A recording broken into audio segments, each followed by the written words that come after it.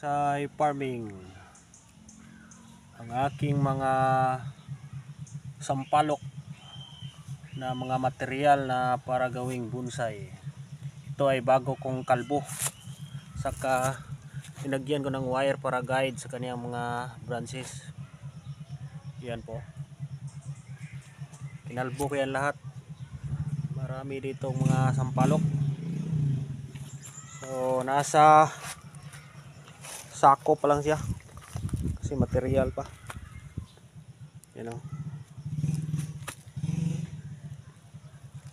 iba dito malaki na. Yan, wala pang pot na maganda, nasa sako pa lang siya. Ito po ay from seeds. So ang mga sampalok na to ay nasa 4 years na, malapit na mag 5 years. Ito dito sa nakatanim. Yan o, pinablend ko ang kaniyang puno niya para maganda tingnan pag marami ng sanga at saka malaki na siya hanggang doon.